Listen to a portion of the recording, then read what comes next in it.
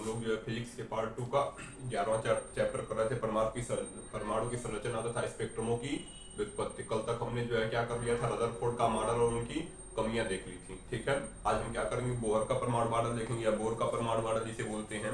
तो हेडिंग क्या हो जाएगी आज का हेडिंग हो जाएगी बोर या बोहर का परमाणु मॉडल, है ना। इनको बोर भी लिखते हैं और क्या लिखते हैं, बोहर। ठीक है, बोर या बोहर का परमाणु मॉडल आगे हो जाएगी हमारी हेडिंग पहली। ठीक है, बोर या बोहर का परमाणु मॉडल, है ना। कल हमने क्या देखा था, रदरफोर्ड का परमाणु मॉडल। ठीक है, कल हमने किसका परमाणु मॉडल देखा, रदरफोर्ड का, है ना। रदरफोर्ड का परमाणु मॉडल और उनकी कमियां देखी। तो रदरफोर्ड का परमाणु मॉडल है क्या, पहला नियम क्या था, रदरफोर्ड ने परमाणु मॉडल में अपने परमाणु मॉडल में पहला नंबर में क्या कहा, परमाणु का जो है समस्त धनावेश या समस्त द्रव्यमान जो होता है एक बहुत ही सूक्ष्म भाग में स्थित होता है, एक बहुत ही सूक्ष्म भाग में स्थित होता है, जिसे हम क्या बोलते हैं, जिसे हम नाभिक बोलते हैं। ठीक है, जिसे हम क्या बोलते हैं, नाभिक। इस नाभिक का जो आकार होता है वह 10⁻⁻15 मीटर कोटि का होता है। नाभिक के चारों ओर एक खोखला गोला होता है, जिसे हम क्या बोलते हैं, परमाणु। ठीक है, जिसे क्या बोलेंगे, परमाणु, जिसका जो है आकार 10⁻10 मीटर कोटि का होगा। ठीक है, इस नाभिक के चारों ओर, यह तो पहला नियम था कि समस्त धनावेश कहाँ उपस्थित होता है, समस्त धनावेश और समस्त द्रव्यमान एक बहुत ही सूक्ष्म भाग में उपस्थित होता है, जिसे हम क्या बोलते हैं, नाभिक। दूसरा, नाभिक के चारों ओर एक खोखला भाग पाया जाता है, जिसे हम परमाणु बोलते हैं, जिसकी त्रिज्या 10⁻10 मीटर कोटि की होती है। तीसरा, इलेक्ट्रॉन नाभिक के चारों ओर, इलेक्ट्रॉन जो होगा नाभिक के चारों ओर जो होता है वृत्तीय कक्षाओं में गति करते हैं। इलेक्ट्रॉन नाभिक के चारों ओर क्या करेंगे, वृत्तीय कक्षाओं में गति करेंगे। ठीक है, और जो इलेक्ट्रॉन पर जो समस्त आवेश होगा वह नाभिक के समस्त धनावेश के बराबर होता है। इलेक्ट्रॉन पर जो समस्त आवेश होता है वह नाभिक के समस्त धनावेश के बराबर होता है। इलेक्ट्रॉन को जो है वृत्तीय गति करने के लिए आवश्यक अभिकेंद्र बल नाभिक और इलेक्ट्रॉन के मध्य लगने वाले स्थिर वैद्युत आकर्षण बल से प्राप्त होता है। यह कल हमने रदरफोर्ड के नियम में पढ़ा था। इस नियम की हमने दो कमियां पढ़ी थी। पहला कमी क्या थी, चूंकि इलेक्ट्रॉन गति कर रहा है और गति विज्ञान के अनुसार अगर कोई भी ठीक है आवेश जो है त्वरित गति कर रहा है तो वह क्या करेगा, अपनी ऊर्जा का लगातार उत्सर्जन करेगा। कमी बता रहे हैं रदरफोर्ड के मॉडल की। कमी पहले हमने मॉडल देखा, कमी क्या बताई थी, कल बताए हैं इसको। ठीक है, पहला कि जब इलेक्ट्रॉन गति करेगा तो उसको ऊर्जा का उत्सर्जन करेगा। एक समय ऐसा आएगा जो है जब यह अपनी ऊर्जा लगातार खोता रहेगा तो इस समय इसकी त्रिज्या बहुत छोटी होती जाएगी और एक समय इसको नाभिक में गिर जाना चाहिए, परंतु यह नाभिक में नहीं गिर रहा है। जो है रदरफोर्ड इसकी व्याख्या करने में असफल रहे कि इलेक्ट्रॉन नाभिक में क्यों नहीं गिर रहा है जब अपनी ऊर्जा लगातार खो रहा है। और दूसरा रदरफोर्ड ने क्या कहा था कि जो इलेक्ट्रॉन द्वारा जब ऊर्जा उत्सर्जित हो रही है तो यह ऊर्जा क्या हो जाएगी, निश्चित क्रम में मिलेगी, निश्चित तरंगदैर्ध्यों में। ठीक है, सभी रंग की जो है निश्चित तरंगदैर्ध्यों में मिलेगी, यानी स्पेक्ट्रम सतत होना चाहिए। लेकिन स्पेक्ट्रम सतत न होकर कैसा हो रहा है, स्पेक्ट्रम सतत न होकर रेखीय हो रहा है। स्पेक्ट्रम सतत नहीं होकर कैसा हो रहा है, रेखीय, यानी कुछ निश्चित तरंगदैर्ध्य की आवृत्तियों की तरंगे ही मिल रही है। सभी तरंगदैर्ध्यों की आवृत्ति की तरंगे, सभी तरंगदैर्ध्य की जो है, सभी तरंगदैर्ध्यों की जो है किरणें नहीं मिल रही हैं। कुछ निश्चित तरंगदैर्ध्य की किरणें हमको प्राप्त हो रही हैं, यानी स्पेक्ट्रम सतत न होकर कैसा हो रहा है, रेखीय हो रहा है। आज हम क्या करेंगे, बोहर का परमाणु मॉडल पढ़ेंगे, जिसने रदरफोर्ड के मॉडल में कुछ सुधार किए और अपना एक नया मॉडल प्रस्तुत किया, जिसे हम क्या बोलते हैं, बोर या बोहर का परमाणु मॉडल। तो हेडिंग बनाइए, बोर या बोहर का परमाणु मॉडल। बोर या बोहर का परमाणु मॉडल लिखो। सन 1913 ईस्वी में, सन 1913 ईस्वी में हो गया, सन 1913 ईस्वी में वैज्ञानिक नील बोहर या नील बोहर ने रदरफोर्ड के परमाणु मॉडल में, रदरफोर्ड के परमाणु मॉडल में हो गया, रदरफोर्ड के परमाणु मॉडल में मैक्स प्लांक के परमाणु मॉडल, मैक्स प्लांक के क्वांटम सिद्धांत, रदरफोर्ड के परमाणु मॉडल में मैक्स प्लांक के क्वांटम सिद्धांत हो गया, मैक्स प्लांक के क्वांटम सिद्धांत को लगाकर, मैक्स प्लांक के क्वांटम सिद्धांत को लगाकर हो गया, रदरफोर्ड मॉडल की कमियों को, रदरफोर्ड मॉडल की कमियों को हो गया, रदरफोर्ड मॉडल की कमियों को दूर कर दिया, हो गया, रदरफोर्ड मॉडल की कमियों को दूर कर दिया, हो गया। देखो इसके लिए उन्होंने रदरफोर्ड के मॉडल की कमियों को दूर कर दिया, इसके लिए उन्होंने निम्न तीन परिकल्पनाएं, इसके लिए उन्होंने निम्न तीन परिकल्पनाएं अथवा अभिगृहितियां प्रस्तुत की, इसके लिए उन्होंने निम्न तीन परिकल्पनाएं अथवा अभिगृहितियां प्रस्तुत की, हो गया। निम्न तीन परिकल्पनाएं अथवा अभिगृहितियां प्रस्तुत की, जो निम्न हैं, जो निम्न हैं, हो गया। चलिए देखिए पहला, पर इन तीनों समझ लेते हैं फिर लिख लेंगे, ठीक है। जैसे रदरफोर्ड ने क्या बताया था, रदरफोर्ड ने कहा कि नाभिक के चारों ओर इलेक्ट्रॉन जो है बहुत सी वृत्तीय कक्षाएं पाई गई हैं, उन्हीं में गति कर रहे हैं, ठीक है, और लगातार ऊर्जा का क्या कर रहे हैं, उत्सर्जन कर रहे हैं चुंबकीय तरंगों के रूप में, ठीक है। बोहर ने इनके मॉडल में क्या संशोधन किया, बोहर ने कहा कि इलेक्ट्रॉन नाभिक के चारों ओर सभी कक्षाओं में गति नहीं कर रहे हैं, ठीक है। मान लीजिए नाभिक के चारों ओर ऐसे बहुत सी वृत्तीय कक्षाएं हैं, तो इलेक्ट्रॉन सभी कक्षाओं में गति नहीं कर रहे हैं, ठीक है। इलेक्ट्रॉन केवल उन्हीं कक्षाओं में गति करेंगे जहां पे इनका कोणीय संवेग h/2π अथवा इसका पूर्ण गुणज होगा, है ना, अथवा जो होगा क्या होगा, h/2π का पूर्ण गुणज होगा, ठीक है। तो रदरफोर्ड जो माने थे इलेक्ट्रॉन नाभिक के चारों ओर जो है बहुत सी वृत्तीय कक्षाएं उन्हीं में गति कर रहे हैं, बोहर ने इसमें संशोधन करके क्या कहा, इलेक्ट्रॉन नाभिक के चारों ओर गति तो कर रहे हैं, इलेक्ट्रॉन नाभिक के चारों ओर वृत्तीय पथ पर जो है वृत्तीय कक्षा में गति तो कर रहे हैं, लेकिन सारी कक्षाओं में गति नहीं कर रहे हैं, केवल उन्हीं कक्षाओं में गति कर रहे हैं जहां पे उनका कोणीय संवेग h/2π अथवा उसका पूर्ण गुणज, यानी जैसे h/2π हो गया, फिर 2 करोगे तो 2h/2π, 3h/2π, ऐसे गुणज होगा, ठीक है। यानी इलेक्ट्रॉन नाभिक के चारों ओर केवल उन्हीं कक्षाओं में गति कर रहे हैं जहां पे इनका कोणीय संवेग को J से प्रदर्शित करते हैं, ठीक है, कोणीय संवेग को J से प्रदर्शित करेंगे, जहां पे इनका कोणीय संवेग क्या होगा, h/2π की पूर्ण गुणज होगा, h/2π अथवा उसका पूर्ण गुणज होगा, ठीक है। सारी कक्षाओं में नहीं, उन्हीं कक्षाओं में जहां पे कोणीय संवेग h/2π का पूर्ण गुणज, n क्या बता रहा है, संख्या, जैसे n का 1 रखोगे तो h/2π, n को 2 रखोगे 2h/2π, ठीक है, 3 रखोगे 3h/2π, ठीक है, ऐसे चलता रहेगा, है ना। तो पहली अभिगृहिति क्या हो गई, इलेक्ट्रॉन नाभिक के चारों ओर केवल उन्हीं कक्षाओं में गति कर रहे हैं जहां पे उनका कोणीय संवेग h/2π के पूर्ण गुणज है, और इन कक्षाओं को अस्थायी कक्षाएं कहते हैं, जहां पे भी कोणीय संवेग h/2π का पूर्ण गुणज हुआ, इन कक्षाओं को हम क्या कहेंगे, इन कक्षाओं को अस्थायी कक्षाएं कहेंगे, ठीक है। तो पहली अभिगृहिति हो गई, इलेक्ट्रॉन नाभिक के चारों ओर केवल उन्हीं कक्षाओं में गति कर रहे हैं जहां पे उनका कोणीय संवेग, ठीक है, जहां पे उनका कोणीय संवेग h/2π के पूर्ण गुणज है, और इन कक्षाओं को हम अस्थायी कक्षाएं कहते हैं, इन कक्षाओं को हम अस्थायी कक्षाएं कहते हैं। दूसरा इन्होंने क्या कहा, दूसरा इन्होंने बताया कि जब इलेक्ट्रॉन अस्थायी कक्षा में गति कर रहा है तो ऊर्जा का उत्सर्जन नहीं कर रहा है ना। रदरफोर्ड के मॉडल में कमी क्या थी, रदरफोर्ड ने कहा कि नाभिक के चारों ओर घूमता हुआ इलेक्ट्रॉन लगातार अपनी ऊर्जा खो रहा है ना। अगर इसको नाभिक मान ले तो जो इलेक्ट्रॉन है लगातार अपनी ऊर्जा खोएगा तो इसकी त्रिज्या जो है छोटी होती जाएगा और एक समय नाभिक में गिरेगा, ठीक है, एक समय नाभिक में गिर जाना चाहिए, लेकिन ऐसा हो नहीं रहा। रदरफोर्ड इसकी व्याख्या करने में असफल रहे, क्यों ऐसा नहीं हो गया, जब इलेक्ट्रॉन लगातार अपनी ऊर्जा खो रहा है तो उसकी त्रिज्या तो छोटी होती ही जाएगी और एक समय उसको नाभिक में गिर जाना चाहिए। रदरफोर्ड यह बताने में असफल रहे कि इलेक्ट्रॉन नाभिक में गिर क्यों नहीं रहा। बोहर ने इसकी व्याख्या कैसे की, बोहर ने कहा कि इलेक्ट्रॉन जो है, ये नाभिक जो है उसके चारों ओर जब इलेक्ट्रॉन जो है किसी निश्चित कक्षा में गति कर रहे हैं, सारी कक्षाओं में तो गति कर नहीं रहे हैं, इलेक्ट्रॉन नाभिक के चारों ओर सिर्फ उन्हीं कक्षाओं में गति कर रहे हैं जहां पे उनका कोणीय संवेग h/2π है, और इन कक्षाओं को कौन सी कक्षाएं बोलते हैं, अस्थायी कक्षाएं बोलते हैं, ठीक है। इन कक्षाओं को कौन सी कक्षाएं बोलेंगे, अस्थायी कक्षाएं बोलेंगे।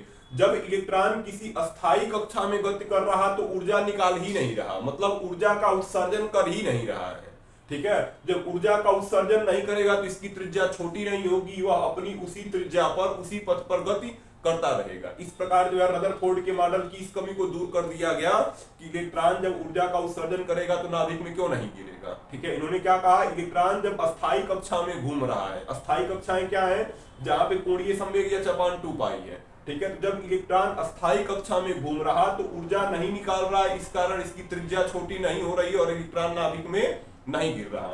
ये कौन सी अभिक्रिया हो गई, तीसरा दूसरी अभिक्रिया। तीसरे नंबर में इन्होंने कहा, क्या कहा, जब इलेक्ट्रॉन को कहीं बाहर से ऊर्जा मिल गई है ना, मान लो इस इलेक्ट्रॉन को कहीं बाहर से ऊर्जा मिल गई, फोटान मान लो इसके पास आ गए। ठीक है, फोटानों की संख्या यानी बाहर से इसको ऊर्जा मिल गई फोटान के रूप में।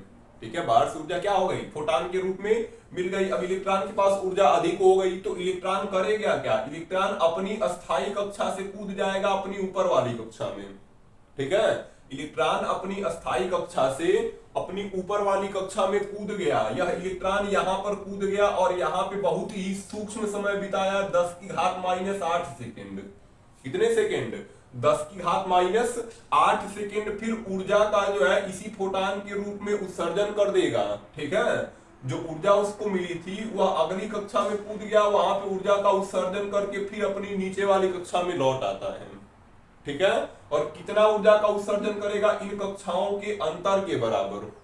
ठीक है, अगर इसकी ऊर्जा E1 है और इसकी ऊर्जा E2 है तो E2 माइनस E1 जो होगा इसी के बराबर वह ऊर्जा का उत्सर्जन करके जो है पुनः अपनी कक्षा में लौट आएगा। ठीक है, पुनः अपनी कक्षा में क्या होगा, पुनः अपनी कक्षा में लौट आएगा। इस प्रकार हमको जब कुछ ही रंग की जो है क्या मिलती है, कुछ ही तरंगदैर्घ्य की, ठीक है, किरणें मिलती हैं, इस प्रकार स्पेक्ट्रम कैसा हुआ, रेखीय।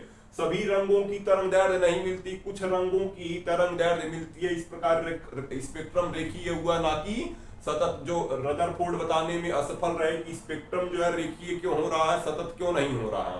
ठीक है, रदरफोर्ड यह बताने में असफल रहे थे कि जो स्पेक्ट्रम है वह सतत क्यों नहीं हो रहा है, इस रेखीय क्यों होता है। तो बोहर ने क्या कहा कि बोहर ने कहा जब इलेक्ट्रॉन को कहीं बाहर से ऊर्जा मिल जाएगी तो वह अपनी अस्थायी कक्षा छोड़कर किसी ऊंची कक्षा में कूद जाएगा, वहां पर 10⁻⁸ सेकेंड बिताएगा और ऊर्जा का उत्सर्जन करेगा। और कितना उत्सर्जन करेगा, दोनों कक्षाओं के अंतर के बराबर ऊर्जा का उत्सर्जन करेगा, फिर अपनी कक्षा में लौट आएगा। ठीक है, तो जितनी ऊर्जा का उत्सर्जन करेगा वह कुछ ही तरंगदैर्घ्य की है। ठीक है, इस प्रकार स्पेक्ट्रम कुछ ही तरंगदैर्घ्य, कुछ ही किरणों की तरंगदैर्घ्य के बराबर मिलता है और हमको स्पेक्ट्रम रेखीय प्राप्त हुआ, ना कि सतत। यही जो है किसके, बोहर की मॉडल की जो है 3 अभिक्रियाएं थी। ठीक है, पहली क्या, इलेक्ट्रॉन नाभिक के चारों ओर सारी कक्षा में गति नहीं करेगा, उन्हीं कक्षा में गति करेगा जहां पे उनका कोणीय संवेग h/2 पाई की पूर्ण गुणज होगा। इन कक्षाओं को अस्थायी कक्षाएं कहते हैं। दूसरी अभिक्रिया क्या, इलेक्ट्रॉन जब अस्थायी कक्षा में घूम रहा है तो अपनी ऊर्जा का उत्सर्जन नहीं कर रहा है, जिस कारण इसकी कक्षा छोटी नहीं हो रही और इलेक्ट्रॉन नाभिक में नहीं गिर रहा। तीसरी अभिक्रिया, जब इलेक्ट्रॉन को बाहर से ऊर्जा मिलती है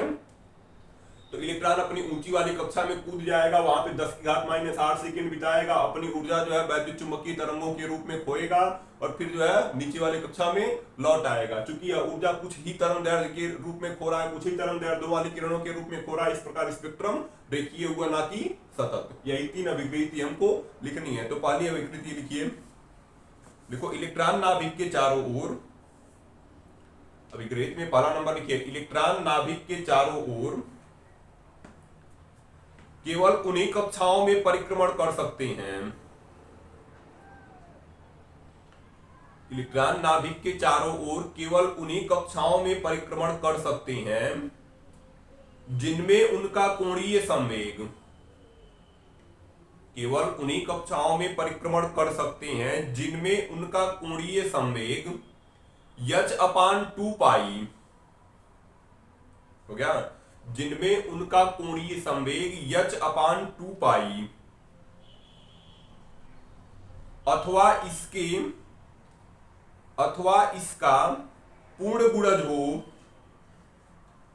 h/2 पाई अथवा इसका पूर्ण गुणज हो, जहां h प्लांक नियतांक हो गया, जहां h प्लांक नियतांक है, हो गया, जहां h प्लांक नियतांक है। लाइन छोड़िए, लिखिए यदि इलेक्ट्रॉन का द्रव्यमान m, लाइन छोड़ के नीचे लिखिए, यदि इलेक्ट्रॉन का द्रव्यमान m उसके वृत्तीय पथ की त्रिज्या, उसके वृत्तीय पथ की त्रिज्या, तो क्या, जहां इलेक्ट्रॉन का द्रव्यमान यम, उसके वृत्तीय पथ की त्रिज्या स्मॉल आर तथा उसका कक्षीय वेग स्मॉल आर तथा उसका कक्षीय वेग स्मॉल वी हो तो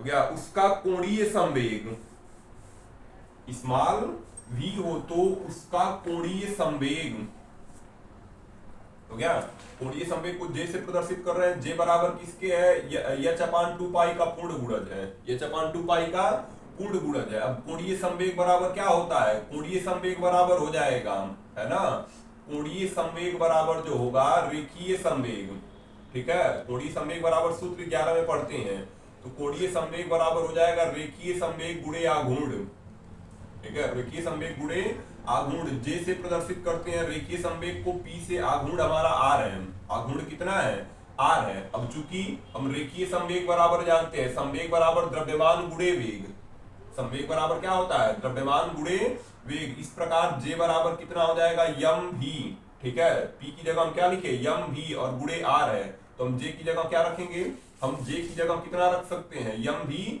आर। कैसे हुआ, पी का मान यम भी हो गया और आर तो है, इसको लिख दिए, ठीक है। तो अब हम क्या कर रहे थे, कोणीय संवेग कितना है, एच अपान 2 पाई है, ठीक है, तो यम जे बराबर हम क्या लिखेंगे, यहाँ पे जे बराबर हो जाएगा यम भी आर।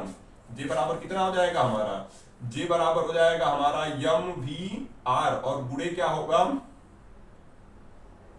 गुणे हो जाए, बराबर हो जाएगा हमारा, बराबर किसके हो जाएगा, यन एच अपान 2 पाई, यन एच अपान 2 पाई, जहां, है ना, यन बराबर क्या रखना है हमको, यन का मान जो है, यन एक पूर्णांक संख्या है, ठीक है, जहां यन एक जो है पूर्णांक संख्या है, यन कैसी संख्या है, यन एक पूर्णांक संख्या है, ठीक है, इसका मान रखेंगे हम,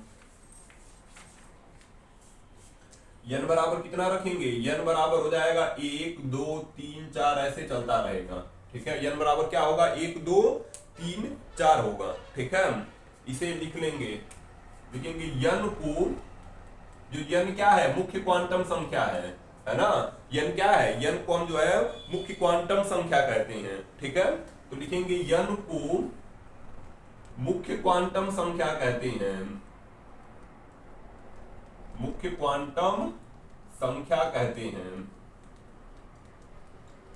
ठीक है, यानी कौन सी कक्षा है, पहली है, दूसरी है, यही यन निर्धारित कर रहा है, तो यन को क्या कहेंगे, मुख्य क्वांटम संख्या कहते हैं। इसको लिखिए पहली अभिगृहीति में, लिखिए ना, जहां उसका कोणीय संवेग, उसके बाद जे बराबर यन एच अपान 2 पाई, कोणीय संवेग बराबर सूत्र होता है रेखीय संवेग गुणे आघूर्ण, रेखीय संवेग को पी से प्रदर्शित किए, आघूर्ण को आर से, कोणीय संवेग को जे से, पी बराबर क्या हो जाएगा, यम भी, द्रव्यमान और वेग का गुणनफल रेखीय संवेग है, पी का मान रख दिए यम भी और गुणे हो जाएगा आर। इस प्रकार जे की जगह हम क्या रखेंगे, यम भी आर बराबर हो जाएगा यन एच अपान 2 पाई, जहां यन एक पूर्णांक संख्या होगी, यानी एक आधा नहीं हो सकता, जैसे 1.5 हो जाए, 2.5 हो जाए, ऐसा नहीं होगा, ठीक है, या 3/2 हो जाए, ये सब नहीं होगा, ये पूर्णांक संख्या होगी, पूरी तरह 1 2 3 4 होगा। यन को क्या कहेंगे, मुख्य क्वांटम संख्या कहते हैं, यन को क्या कहेंगे, मुख्य क्वांटम संख्या कहते हैं। लिखो,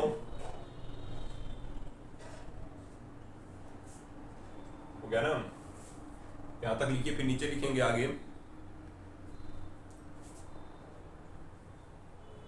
नीचे लिख सकते हैं क्या, इस प्रकार जो है ना, लिख सकते हैं इस प्रकार, इस प्रकार बोर ने माना कि, बोर या बोहर, बोर ने माना कि इलेक्ट्रॉन नाभिक के चारों ओर, है ना, इलेक्ट्रॉन नाभिक के चारों ओर, ठीक है, कुछ निश्चित कक्षाओं में ही गति करते हैं, इलेक्ट्रॉन नाभिक के चारों ओर कुछ निश्चित कक्षाओं में ही गति करते हैं, ठीक है, कक्षाओं में ही गति करते हैं, जिन्हें अस्थायी कक्षाएं कहते हैं, जिन्हें अस्थाई कक्षाएं कहते हैं। ये पूरी अभिग्रहिति पहला नंबर थी, ठीक है। जिन्हें कौन सी कक्षाएं कहेंगे? जिन्हें अस्थाई कक्षाएं, ठीक है। जिन्हें कौन सी कक्षाएं कह रहे हैं? जिन्हें अस्थाई कक्षाएं कहते हैं। यह पहली अभिग्रहिति है, लिखिए इसको। और फिर दूसरा नंबर पे आते हैं। दूसरा नंबर लिखो, पहली अभिग्रहित के बाद दूसरा नंबर लिखिए। 3 अभिग्रहितियां थी, पहली हो गई, ठीक है। पहला नंबर क्या था? इलेक्ट्रॉन नाभिक के चारों उन्हीं कक्षाओं में गति करेंगे जहां पे उनका कोणीय संवेग h अपान 2 पाई के पूर्ण गुणज है। दूसरी अभिग्रहित लिखिए, लिखो अस्थाई कक्षा में घूमते समय, दूसरी अभिग्रहित में लिखिए अस्थाई कक्षा में घूमते समय इलेक्ट्रॉन, अस्थाई कक्षा में घूमते समय इलेक्ट्रॉन ऊर्जा का उत्सर्जन नहीं करते। अस्थाई कक्षा में घूमते समय इलेक्ट्रॉन ऊर्जा का उत्सर्जन नहीं करते।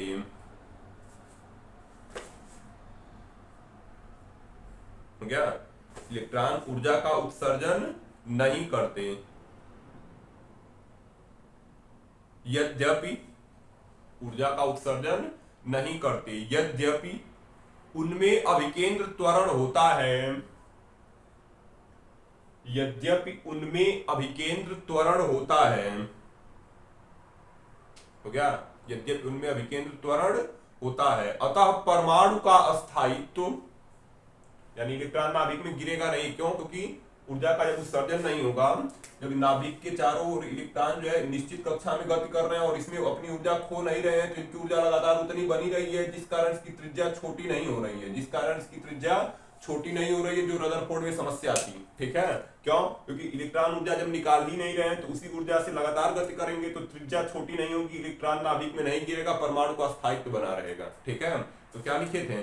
यद्यपि उनमें अभिकेंद्र त्वरण होता है, अतः परमाणु का अस्थायित्व बना रहता है। अतः परमाणु का अस्थायित्व बना रहता है।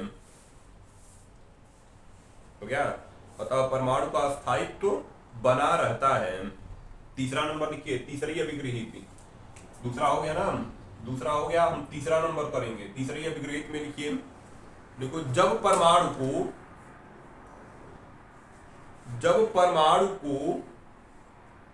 बाहर से ऊर्जा मिलती है तो, तीसरी अभिग्रहित में लिखिए जब परमाणु को बाहर से ऊर्जा मिलती है तो, क्या? जब परमाणु को बाहर से ऊर्जा मिलती है तो उसका कोई इलेक्ट्रॉन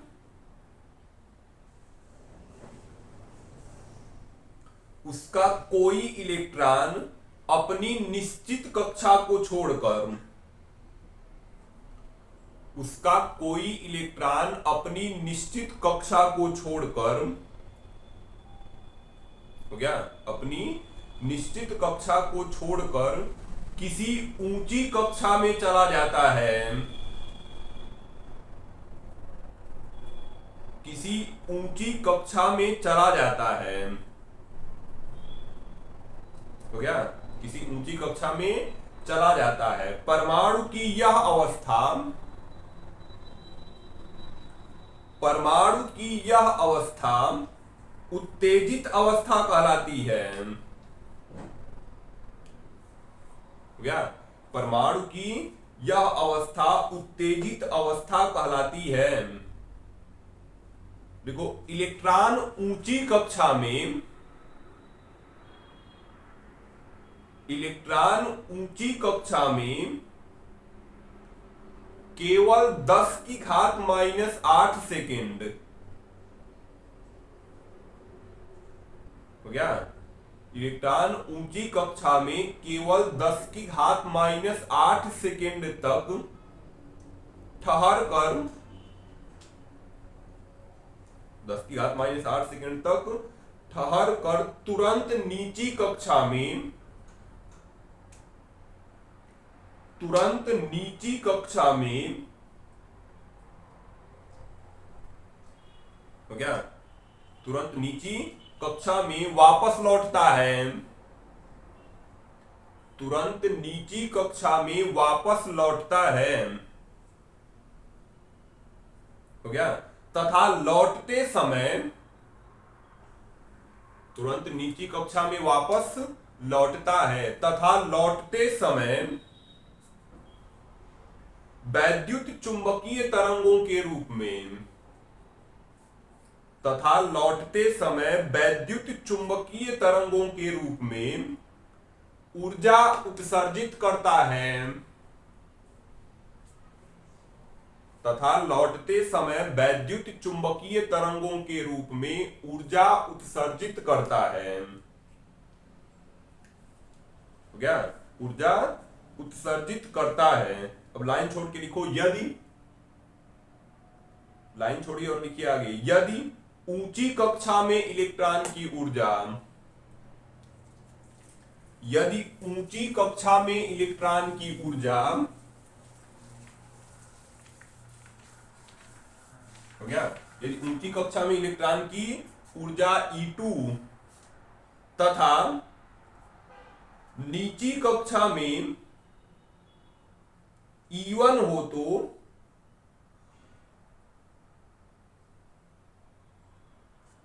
तथा नीची कक्षा, क्या लिखे, तथा नीची कक्षा में E1 हो तो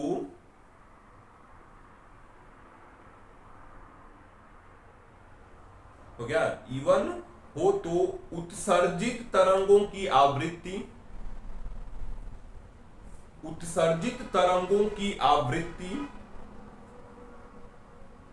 उत्सर्जित तरंगों की आवृत्ति न्यू के लिए, हो गया, उत्सर्जित तरंगों की आवृत्ति न्यू के लिए, है ना।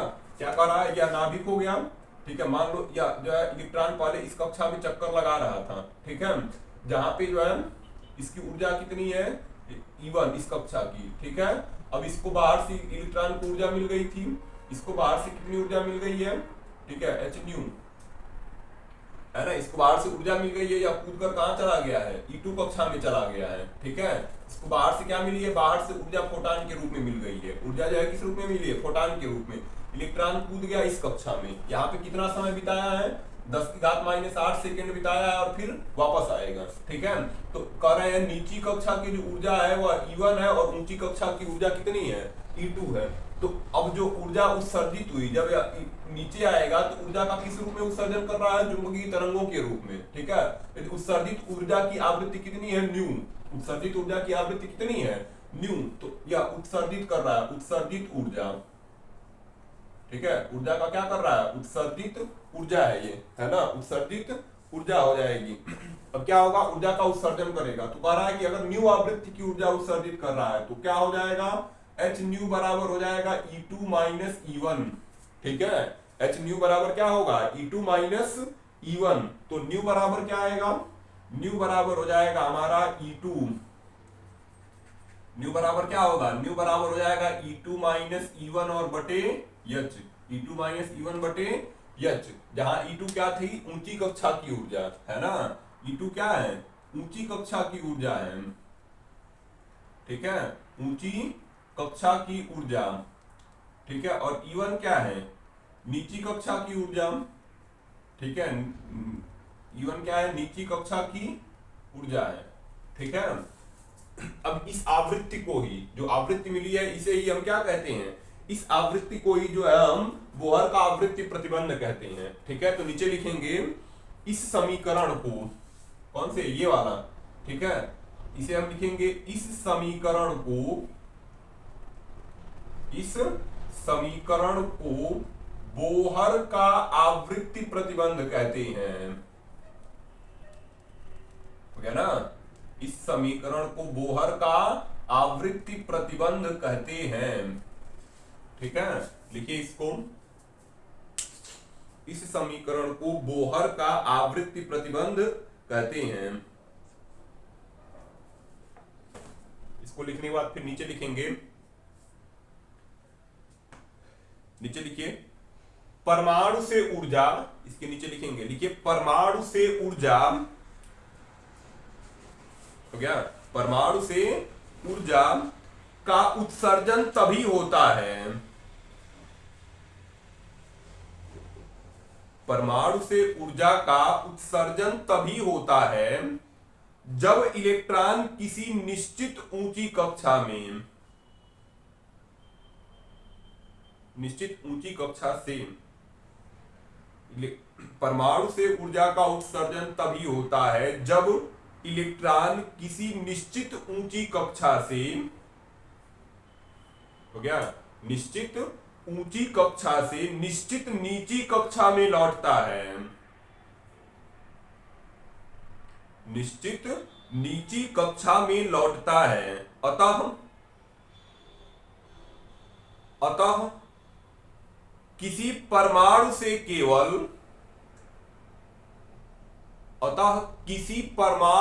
केवल कुछ निश्चित आवृत्तियों की ही, हो गया, किसी परमाणु से केवल कुछ निश्चित आवृत्तियों की ही तरंगे उत्सर्जित होती हैं। कुछ निश्चित आवृत्तियों की ही तरंगे उत्सर्जित होती हैं, जिनके कारण, कुछ निश्चित आवृत्तियों की ही तरंगे उत्सर्जित होती हैं, जिनके कारण रेखीय स्पेक्ट्रम प्राप्त होता है। रेखीय, जिनके कारण रेखीय स्पेक्ट्रम, हो गया, जिनके कारण रेखीय स्पेक्ट्रम प्राप्त होता है। लिखे, जिनके कारण रेखीय स्पेक्ट्रम प्राप्त होता है। ठीक है, ये किसका सिद्धांत था? बोहर का, मोस्ट इंपॉर्टेंट है दोनों। ठीक है, एक कौन से? रदरफोर्ड। ठीक है, रदरफोर्ड का जो मॉडल था वो भी बहुत महत्वपूर्ण था, और ये भी। ठीक है, बोहर और रदरफोर्ड दोनों हर साल पेपर में पूछे जाते हैं कोई एक। ठीक है, बहुत ज्यादा जो है इंपॉर्टेंट क्वेश्चन था, इंपॉर्टेंट हेडिंग थी ये। ठीक है, तो इसको लिख लीजिए। हम जो है बोहर का रदरफोर्ड दोनों का सिद्धांत पढ़ चुके हैं। ठीक है, अब अगली हेडिंग क्या हो जाएगी? अगली हेडिंग हो जाएगी हमारी हाइड्रोजन सदृश परमाणुओं का बोहर सिद्धांत। मिटाते हैं इसको।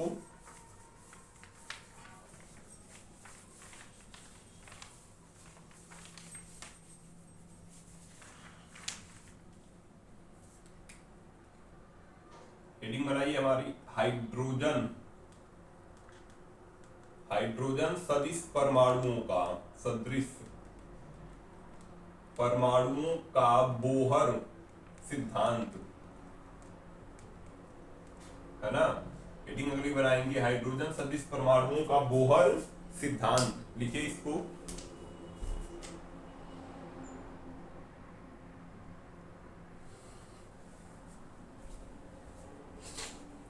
हाइड्रोजन सदृश परमाणुओं का बोहर सिद्धांत, हेडिंग बनाइए और इसमें लिखिए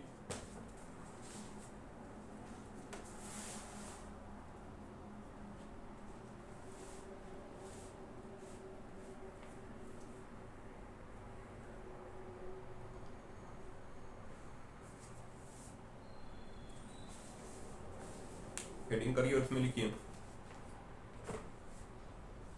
देखो हाइड्रोजन सदृश परमाणु में, इसमें लिखिए हाइड्रोजन सदृश परमाणु में, हो गया, हाइड्रोजन सदृश परमाणु में एकल इलेक्ट्रॉन परमाणु के, हाइड्रोजन में कितने इलेक्ट्रॉन होंगे? वो पता है 1H1 होता है। ठीक है, तो प्रोटॉन हो जाएंगे, एक इलेक्ट्रॉन हो जाएंगे एक। ठीक है, और न्यूट्रॉन, एक में से एक घटाओगे न्यूट्रॉन होंगे 0। ठीक है, न्यूट्रॉन कितने होंगे? 0। तो लिखिए हाइड्रोजन सदृश परमाणु में एकल इलेक्ट्रॉन परमाणु के नाभिक के चारों ओर, एकल इलेक्ट्रॉन परमाणु के नाभिक के चारों ओर एक अस्थायी कक्षा में घूमता है। हो गया, हाइड्रोजन सदृश परमाणु में एकल इलेक्ट्रॉन परमाणु के नाभिक के चारों ओर, होगा, एकल इलेक्ट्रॉन परमाणु के नाभिक के चारों ओर एक अस्थायी कक्षा में घूमता है। हो गया, एक अस्थायी कक्षा में घूमता है, अस्थायी कक्षा में घूमता है। लिखो माना E M व V, माना E M व V, हो गया, माना ई एम व वी इलेक्ट्रॉन के क्रमशः, माना ई एम व वी इलेक्ट्रॉन के क्रमशः आवेश द्रव्यमान व वेग हैं, इलेक्ट्रॉन के क्रमशः आवेश द्रव्यमान व वेग हैं, तो क्या आवेश द्रव्यमान व वेग हैं, तथा आर कक्षा की त्रिज्या है, तथा आर कक्षा की त्रिज्या है, हो गया, आर कक्षा की त्रिज्या है। लिखो नाभिक पर धनावेश, नाभिक पर धनावेश जेड ई है, नाभिक पर धनावेश जेड ई है, जहां, हो गया, नाभिक पर धनावेश जेड ई है, जहां जेड परमाणु क्रमांक है, जहां जेड परमाणु क्रमांक है, हो गया, जहां जेड परमाणु क्रमांक है। देखो इलेक्ट्रॉन को अपनी कक्षा में घूमने के लिए, इलेक्ट्रॉन को अपनी कक्षा में घूमने के लिए आवश्यक अभिकेंद्र बल, इलेक्ट्रॉन को अपनी कक्षा में घूमने के लिए आवश्यक अभिकेंद्र बल नाभिक तथा इलेक्ट्रॉन के बीच लगने वाले, आवश्यक अभिकेंद्र बल नाभिक तथा इलेक्ट्रॉन के बीच लगने वाले स्थिर वैद्युत आकर्षण बल से, तो क्या इलेक्ट्रॉन तथा नाभिक के बीच लगने वाले स्थिर वैद्युत आकर्षण बल से प्राप्त होता है, तो क्या स्थिर वैद्युत आकर्षण बल से प्राप्त होता है। देखिए ना, अतः स्थिर वैद्युत आकर्षण बल से प्राप्त होता है, अतः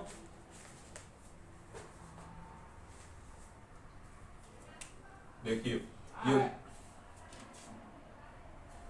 हो जाएगा हमारा नाभिक, ठीक है, जिस पर आवेश कितना है जेड ई, ठीक है।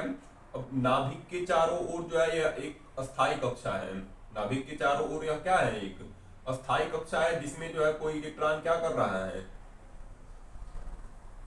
इस अस्थायी कक्षा में इलेक्ट्रॉन क्या कर रहा है, चक्कर लगा रहा है, ठीक है। ये जो इलेक्ट्रॉन है किस वेग से चक्कर लगा रहा है, वी वेग से, ठीक है। इलेक्ट्रॉन पर आवेश कितना है, ई है, इलेक्ट्रॉन पर आवेश कितना है, ई, और इसकी जो नाभिक से दूरी है वह स्मॉल आर है। नाभिक से दूरी कितनी है, नाभिक से जो दूरी है इसकी स्मॉल आर है, या ये इलेक्ट्रॉन हो गया हमारा। तो कह रहा है इलेक्ट्रॉन को जो है इस नाभिक के चारों ओर वृत्तीय पथ पर घूमने के लिए क्या चाहिए, अभिकेंद्र बल चाहिए। और अभिकेंद्र बल दे कहां से रहा है, इलेक्ट्रॉन ऋणावेशित है, नाभिक में समस्त धनावेश होता है, तो धनावेश और ऋणावेश के मध्य लगने वाले स्थिर वैद्युत आकर्षण बल से, ठीक है, इसको घूमने के लिए जो आवश्यक अभिकेंद्र बल है, कौन सा बल, आवश्यक अभिकेंद्र बल, ठीक है। तो अभिकेंद्र बल किसके बराबर हो जाएगा, अतः हम लिखे है ना, उसके आगे क्या लिख सकते हैं, अभिकेंद्र बल कहां से मिल रहा है, अभिकेंद्र बल मिल रहा है, अभिकेंद्र बल कहां से मिल रहा है, अभिकेंद्र बल नाभिक व इलेक्ट्रॉन के मध्य, ठीक है, नाभिक व इलेक्ट्रॉन के मध्य, नाभिक व इलेक्ट्रॉन के मध्य स्थिर वैद्युत, इधर से थोड़ा लिख देते हैं इनको, जो है आवश्यक अभिकेंद्र बल कहां से मिल रहा है, आवश्यक अभिकेंद्र बल कहां से प्राप्त होता है, नाभिक व इलेक्ट्रॉन के मध्य, नाभिक व इलेक्ट्रॉन के मध्य, ठीक है, कहां से, स्थिर वैद्युत आकर्षण बल से, स्थिर वैद्युत आकर्षण बल से प्राप्त होता है, ठीक है, स्थिर वैद्युत आकर्षण बल सेम, है ना। अभिकेंद्र बल किसके बराबर हो गया, नाभिक और इलेक्ट्रॉन के मध्य स्थिर वैद्युत आकर्षण बल के बराबर हो गया, ठीक है। अब चूंकि अभिकेंद्र बल बराबर सूत्र क्या है, अभिकेंद्र बल बराबर सूत्र होता है mv²/r, है ना, mv²/r। और स्थिर वैद्युत आकर्षण बल कूलॉम का नियम पढ़े हैं, तो क्या होता है 1/4πε0 q1 q2/r², q1 q2/r²। तो हमारा q1 हो जाएगा ZE, q1 कितना हो गया ZE। इलेक्ट्रॉन पर आवेश कितना होगा E, इलेक्ट्रॉन के ऊपर जो माइनस लिखा गया इलेक्ट्रॉन को दर्शा रहा है, उसका आवेश E होता है, और बटे इनके मध्य की जो दूरी है r, इसका स्क्वायर हो जाएगा, ठीक है। अतः इलेक्ट्रॉन को जो है आवश्यक अभिकेंद्र बल कहां से मिल रहा था, आवश्यक अभिकेंद्र बल नाभिक और इलेक्ट्रॉन के मध्य लगने वाले स्थिर वैद्युत आकर्षण बल से प्राप्त हो रहा था। कहां से प्राप्त हो रहा था, स्थिर वैद्युत आकर्षण बल से प्राप्त होता है। अब r से r कैंसिल कर देते हैं, ठीक है, एक r बचेगा यहाँ पे, तो कितना आएगा mv²/r बराबर हो जाएगा, यहाँ पे क्या होगा 4πε0 और ZE का गुणा E में होगा तो ZE² और बटे स्मॉल r हो जाएगा, ठीक है। ZE² बटे क्या होगा, ZE² बटे स्मॉल r हो जाएगा। इसको हम क्या कर सकते हैं, समीकरण 1 कर सकते हैं, ठीक है। कितना करेंगे, समीकरण 1। अब हमने अभी बोहर की परिकल्पना पढ़ी है, ठीक है। बोहर की हमने क्या की है, 3 परिकल्पनाएं पढ़ी है ना। बोहर की कितनी परिकल्पनाएं पढ़ी हैं, बोहर की जो है हमने 3 परिकल्पनाएं पढ़ी हैं, ठीक है। तो क्या करेंगे हम, देखिए लिखेंगे बोहर परिकल्पना, बोहर की प्रथम परिकल्पना से, बोहर की प्रथम परिकल्पना से, ठीक है, बोहर की प्रथम परिकल्पना से, है ना, बोहर की प्रथम परिकल्पना से क्या था, mvr, है ना, mvr बराबर किसके था, NH/2π, ठीक है। बोहर की परिकल्पना में क्या था, जो कोणीय संवेग था mvr NH/2π का पूर्ण गुणज था, ठीक है। NH/2π का क्या था, NH/2π का पूर्ण गुणज था, ठीक है। इसको क्या बनाएंगे, समीकरण 2, इसको क्या बनाएंगे, इसको बनाएंगे समीकरण 2, ठीक है। अब इस समीकरण 2 का वर्ग कर दो, लिखेंगे समीकरण 2 का क्या करने पर, समीकरण 2 का वर्ग करने पर, ठीक है, समीकरण 2 का वर्ग करने पर, वर्ग करोगे तो कितना आएगा, यहाँ पे इसका वर्ग कर दो, ठीक है। इसका जब वर्ग करेंगे तो कितना आ जाएगा, समीकरण 2 का वर्ग करेंगे तो हो जाएगा m²v²r², और इधर कितना हो जाएगा m² h का स्क्वायर और बटे 2 का वर्ग हो जाएगा 4 पाई का वर्ग π²। समीकरण नंबर कितना आ गया, 3, ठीक है। लिखेंगे समीकरण 3 में भाग करिए, समीकरण 3 में भाग कर दो समीकरण 1 का, समीकरण में 3 में भाग करो किसका, समीकरण 1 का, समीकरण 3 में भाग कर दिए समीकरण 1 का, तो कितना आ जाएगा, यहाँ पे हो जाएगा, यहाँ पे कितना था m²v²r² और बटे नीचे कितना था, बटे नीचे था mv का स्क्वायर और बराबर इधर क्या है, इधर हमारा आया है n² और बटे 4π², ठीक है, बटे कितना आया है 4π² आया है, ठीक है, 4π² आया है और बटे यहाँ पे कितना था, यहाँ पे हमारा था 1/4πε0 और फिर कितना था ZE²/r, ठीक है, ZE² कितना था, ZE²/r था, है ना, ZE²/r था। अब ध्यान दो, यम से एक यम कटेगा, v² से पूरा v² कट गया और यहाँ पे क्या होगा, यहाँ पे ये तो पूरा नीचे वाला पद ऊपर चला जाएगा, इसका गुणा यहाँ होगा और नीचे वाले पद का ऊपर गुणा हो जाएगा, ठीक है। तो हम कितना लिखेंगे, यहाँ पे एक बचा था यम और फिर बच गया था r², कितना बच गया था यम और r² और इधर नीचे वाले सारे पद ऊपर चले गए तो कितना आ जाएगा n²h², जो नीचे लिखा गया था उसको ऊपर कर दिए तो हो जाएगा 4πε0 और इंटू r था, r को लिख दिए और बटे इसका यहाँ पे क्या बचा है 4π² ZE² का यहाँ पे गुणा हो जाएगा, किसका गुणा हो जाएगा, ZE² का गुणा हो जाएगा। अब हम देख लेते हैं क्या क्या यहाँ पे कटेगा, ठीक है। तो क्या कट जाएगा, यहां से हमारा हो जाएगा,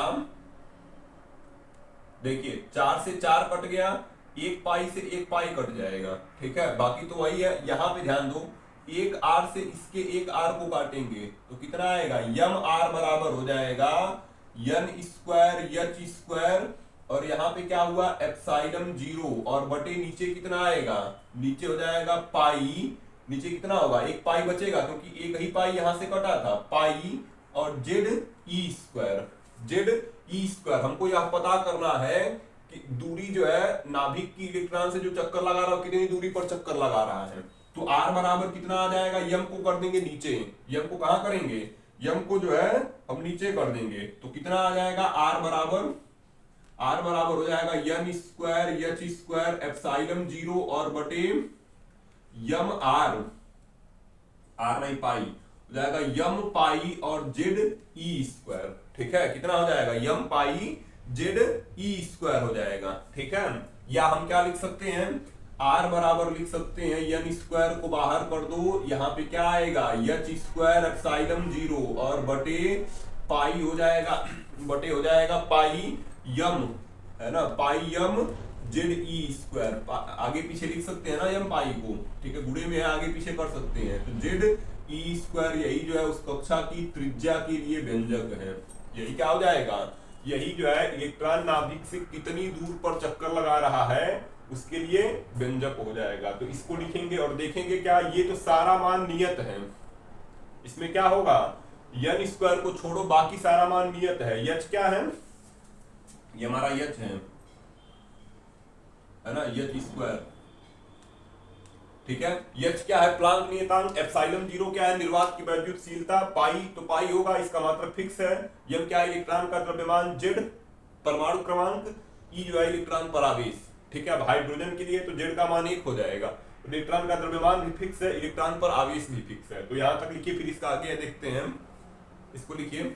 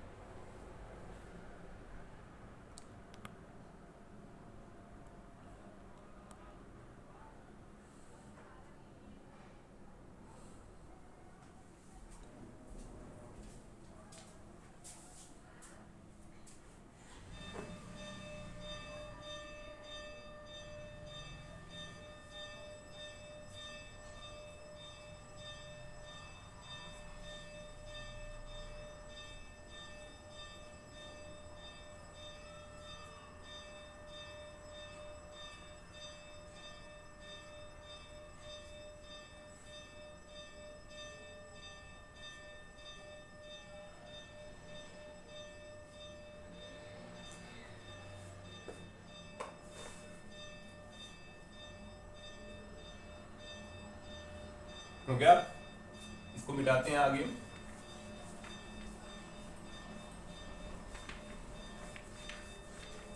जो फार्मूला उसको देख लेते हैं, कितना आया था,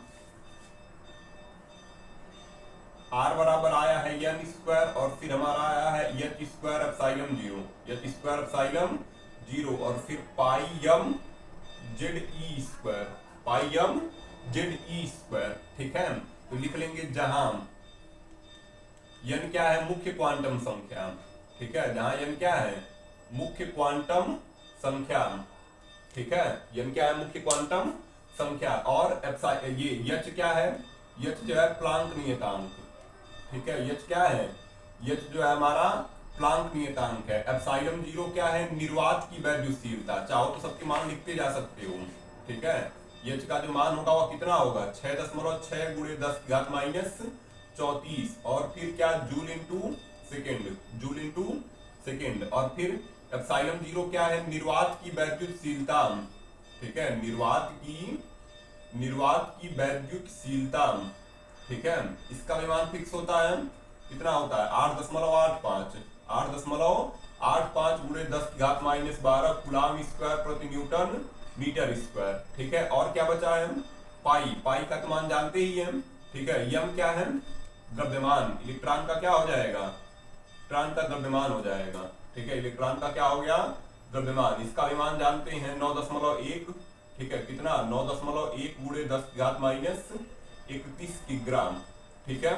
और जेड जो हो जाएगा परमाणु क्रमांक, जेड क्या हो जाएगा, जेड हो जाएगा परमाणु क्रमांक, ठीक है, परमाणु क्रमांक। ई क्या है, इलेक्ट्रॉन पर आवेश, ठीक है, ई क्या है, ई जो है इलेक्ट्रॉन पर आवेश है, ठीक है। उसका मान कितना होगा, 1.6 गुणे 10⁻19 कूलाम, 1.6 गुणे 10⁻19 कूलाम हो जाएगा, ठीक है।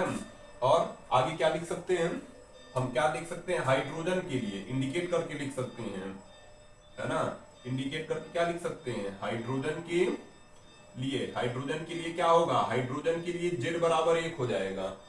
परमाणु क्रमांक हाइड्रोजन का कितना होता है, जेड बराबर 1, तब आर बराबर कितना आएगा हाइड्रोजन के लिए, जेड का मान 1 रख देंगे तो हो जाएगा n स्क्वायर और फिर हो जाएगा h स्क्वायर एप्सिलॉन 0 और बटे पाई m, जेड का मान 1 हो गया तो केवल e स्क्वायर आया, केवल कितना आया, केवल जो है e स्क्वायर हो जाएगा, ठीक है। किसके लिए हो जाएगा, ये हाइड्रोजन के लिए। बाकी सारे मान नियत है इसमें, है ना। हम यहाँ पे इंडिकेट लिख सकते हैं, यहाँ से इंडिकेट में क्या लिखेंगे, r जो है अनुक्रमानुपाती होगा, r किसके अनुक्रमानुपाती है, n स्क्वायर के, r अनुक्रमानुपाती n स्क्वायर, बाकी जो होगा क्या होगा, बाकी नियतांक है, ठीक है, इससे भी लिख सकते हैं।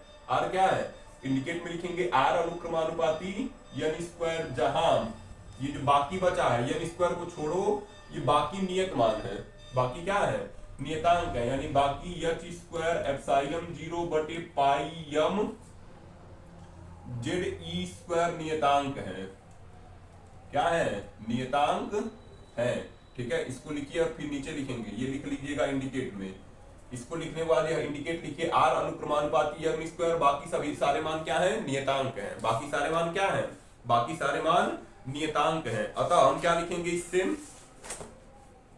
अतः हम लिख सकते हैं r है क्या, अस्थायी कक्षा की त्रिज्या, ठीक है। अतः जो है अस्थायी कक्षाओं की जो त्रिज्या होती है वह मुख्य क्वांटम संख्या के वर्ग के अनुक्रमानुपाती होगी, ठीक है, मुख्य क्वांटम संख्या के वर्ग की क्या हो जाएगी, अनुक्रमानुपाती हो जाएगी।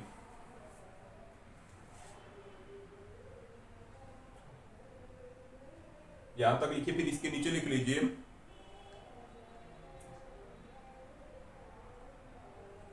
हो गया। और इसके नीचे क्या लिखेंगे, अतः, इसके नीचे हम लिख सकते हैं अतः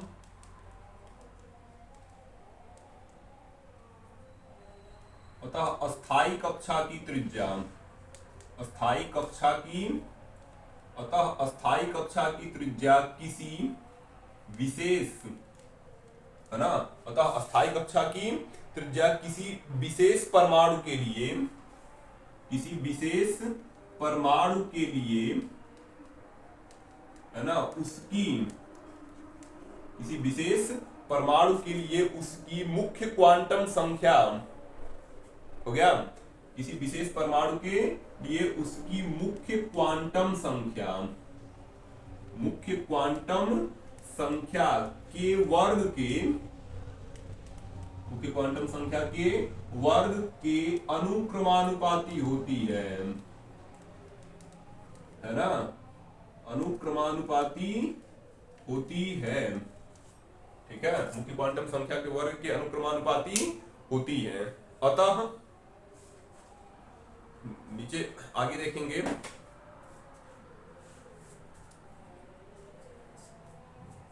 हो गया। इसके नीचे कहां लिखें, नीचे लिख सकते हैं अतः मुख्य क्वांटम संख्या, है ना, अतः मुख्य क्वांटम संख्या 1 2 3 4, ठीक है, मुख्य क्वांटम संख्या 1 2 3 4 के लिए, मुख्य क्वांटम संख्या 1 2 3 4 के लिए संगत त्रिज्याएं, संगत त्रिज्याएं कितनी होंगी, वर्ग के अनुक्रमानुपाती है तो 1 का वर्ग 1, 2 का वर्ग 4, ठीक है, 3 का वर्ग 9, 4 का वर्ग 16, संगत त्रिज्याएं क्रमशः कितनी हो जाएंगी, क्रमशः जो है 1 4 9 16 ऐसे डैश डैश, ठीक है, 1 4 9 16 के अनुपात में होती है, ठीक है, के अनुपात में होती है, ठीक है, के अनुपात में होती है, ठीक है, अनुपात में होती है। लिखिए इसको, आ रहा है पूरा।